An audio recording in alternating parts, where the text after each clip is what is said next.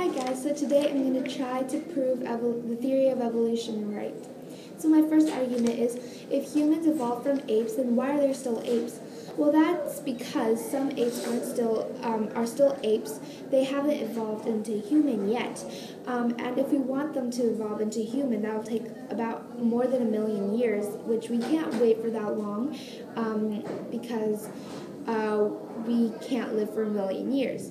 So that just means that they have not evolved yet. That's why we still see the apes. But after they evolve, they will evolve someday due to an environmental issue or something like that. So that is probably why we still see apes in this world. You cannot test evolution. It requires millions of years. Evolution is not testable. Therefore, it cannot be a theory. Well, that is wrong because it can still be a theory. It's not testable, I agree with that, because it does require millions of years.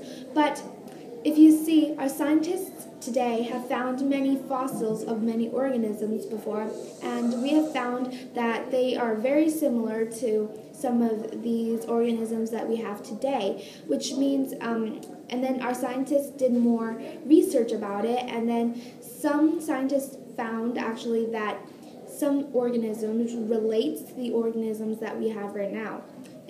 So I think that it is a theory. It can still be a theory because, due to the fossils that we found. Argument number 3. Have you ever witnessed evolution? Where is your proof? I have not seen evolution before, but if you think about it, look at all the peacocks. Those peacocks, I think you have seen peacocks, but so they have this thing that they do, and when they reproduce with another peacock that has like a brighter shade of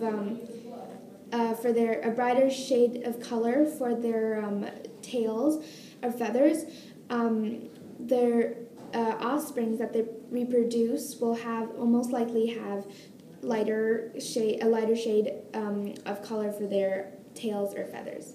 So, and if you see other organisms, there are things similar to that, similar to the peacock. So there is like a transformation between generation to generation. Life just couldn't have happened by random chance. There must have been an intelligent creator.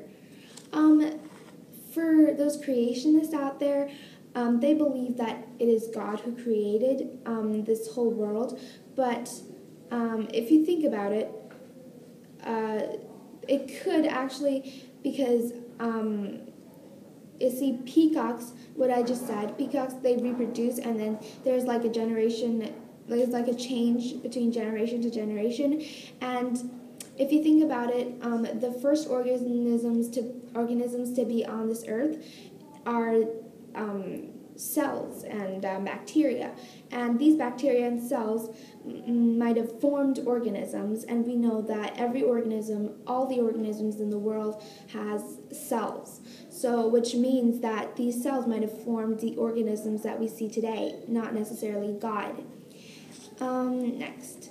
No new species have been produced. Therefore, evolution is not true.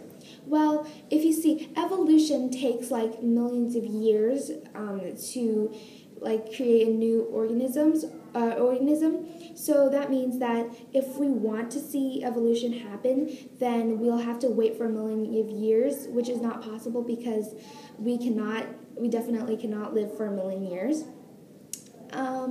No new species have been produced. There might be new species that have been produced and we didn't notice. Our scientists haven't found that yet. Or it's just because we still have to wait for a very long time until the species is fully produced, or because evolution, we have to wait for a really long time, and we can't wait for that long. And sometimes we just have to wait. These organisms are there, but they're not fully produced, so we have to wait for that. And then, since education is a process of learning all sides of an issue, it is appropriate for both creationism and evolution to be taught side by side in school classrooms.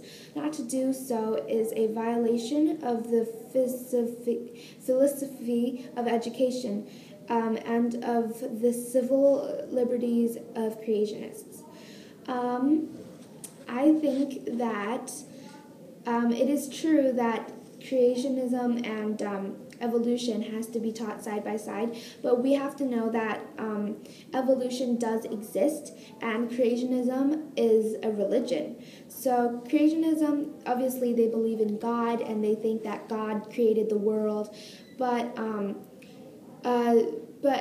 that could be just a religion, and like people believe in that just to like have like an experience of religions, and I think that it is pretty good to have this religion, but we also have to know that evolution is a true theory that has been proven, and because if you see all these fossils that we have, and based on all these scientists, information that these scientists gathered, we have to know that evolution does exist, and yeah. So, that is how I think about the theory of evolution. I hope you enjoyed this video. Thank you.